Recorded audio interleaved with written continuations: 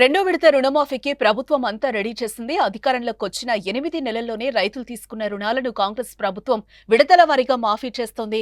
ఇందులో భాగంగా మొదటి విడతగా ఈ నెల 18న లక్ష రూపు రుణం తీసుకున్న రైతులకి మాఫీ చేసింది. తాజాగా రెండో విడతలో 1,50,000 లోపు తీసుకున్న రుణాలను మాఫీ చేస్తోంది. మంగళవారం మధ్యాహ్నం 12 గంటలకు శాసనసభ ప్రాంగణంలో ఏర్పాటు చేసే కార్యక్రమంలో 1.5 లక్షల వరకు ఉన్న రుణాల మాఫీకి ముఖ్యమంత్రి రేవంత్ రెడ్డి నిధులు విడుదల చేయనున్నారు. 3 విడతల్లో రుణమాఫీ ప్రక్రియ పూర్తి చేసేలా ప్రభుత్వం ప్రణాళిక రూపొందించిన విషయం మనకు తెలిసిందే. ఈ నెల 18న మొదటి విడత ప్రారంభించింది. అందులో సుమారు 10.83 లక్షల కుటుంబాలకు చెందిన 11.34 లక్షల ఖాతాల్లో 6,035 కోట్లు జమ చేసినట్లుగా సర్కార్ పేర్కొంది. రెండో విడతలో సుమారు 7 లక్షల మంది రైతులకు దాదాపు 7,000 కోట్లు మాఫీ చేసేందుకు ప్రభుత్వం రంగం సిద్ధం చేసింది.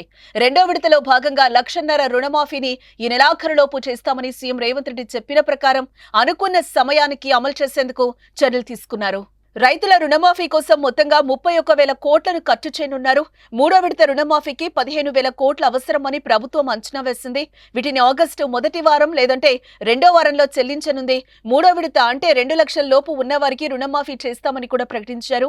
దీంతో రాష్ట్రంలోని రైతులు ఈ వర్షాకాలం పూర్తి కాకముందే 2 లక్షల రుణమాఫీ అవుతున్నందుకు చాలా సంతోషంగా ఉందన్నారు.